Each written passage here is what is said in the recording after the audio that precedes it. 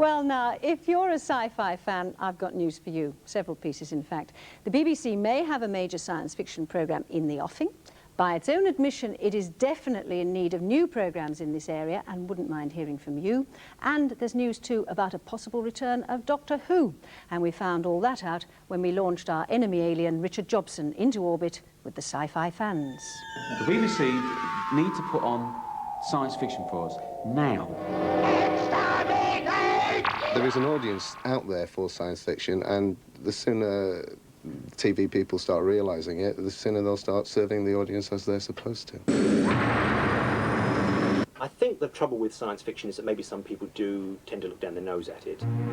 Beam me down, Scotty. Ever since the BBC stopped making Doctor Who way back in 1989, there's been an ever-growing chorus of complaint about the lack of science fiction on television. But there is one small crumb of comfort for sci-fi junkies. The 6th series of Red Dwarf is currently in production and is due to be transmitted, well, of course, sometime in the future.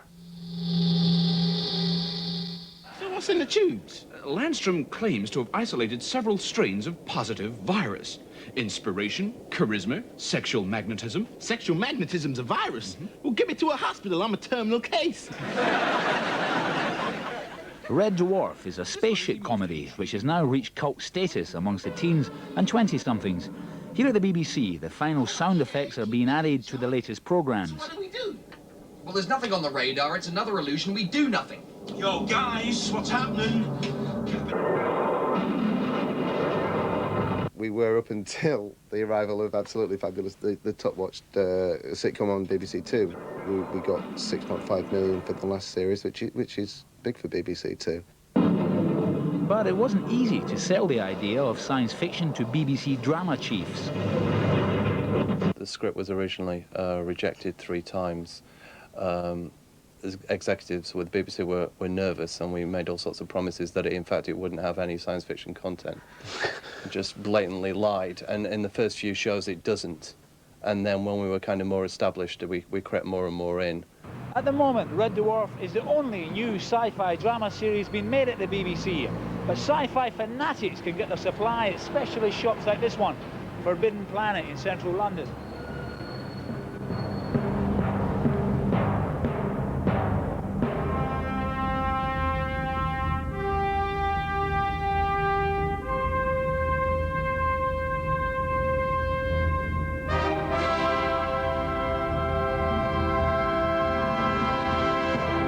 We sell books, T-shirts, film and television material, merchandise, toys, comics. Comics is one of our biggest areas. I think it's growing and will continue to grow. If you look at the top grossing movies and if you look at the best-selling novels, look at the lists that come out every year. There are always science fiction elements in the top ones.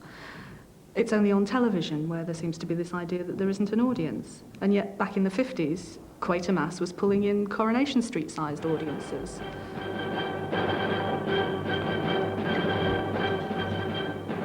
Deeper variation. It took the most advanced brain on Earth to comprehend it. But to go further, to put it to practical use, what manner of being could do that? Quatermass inspired a whole generation of drama producers to explore the possibilities opened by recent scientific advance. Maybe the chronoscope doesn't exist at all. It must. Nobody's seen it, have they? We've forgotten something. The prediction has still been made. Blake!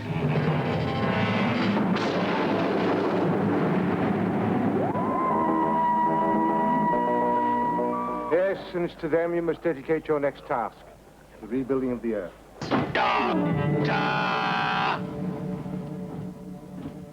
But for many viewers, the BBC's best and most enduring contribution to sci-fi was Doctor Who.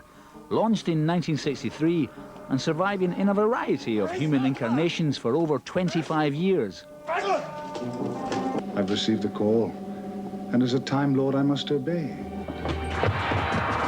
Welcome to the... Some fans are hoping that the BBC hasn't exterminated the Doctor for good. I do hope so. I like my volunteers to die with smiles on their faces. I think we should most certainly bring back Doctor Who. Its success was that it could look at different subjects in a light way or a serious way. Unfortunately, sometimes when it was bad, it was terrible. But when it was good, it was brilliant.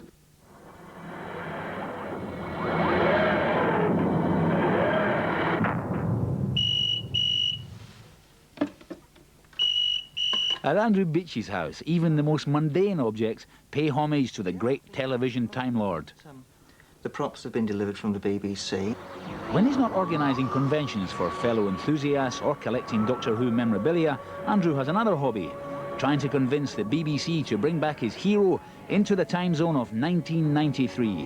One of the things that has always made it very interesting is the eccentricity, the sort of British quirkiness it always had, in the sense that you have this band of intrepid travellers tottering around through time and space in an old Metropolitan Police box. I think there is a great future for Doctor Who. It could go on to be a major success for a long period of time, but it's got to be absolutely the right time with the right team to make it.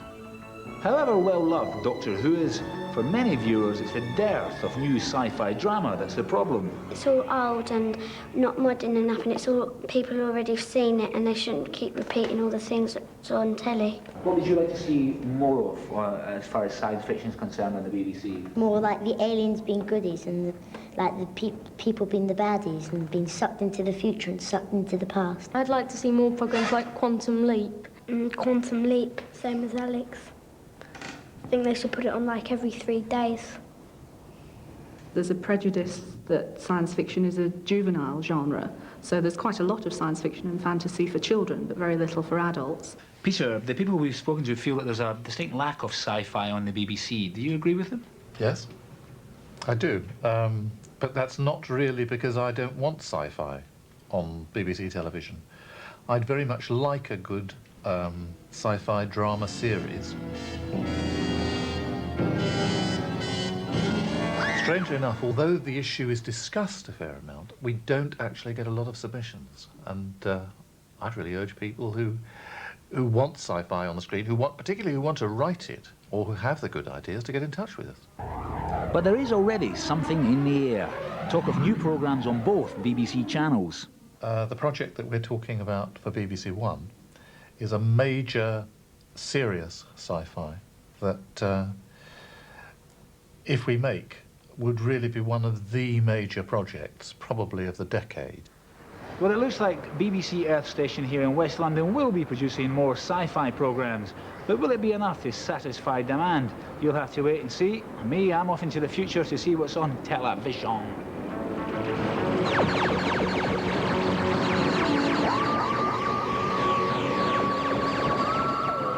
Jobson journeying into space. That's it from us for this month. My thanks to our audience and to Paul Watson for fielding their points.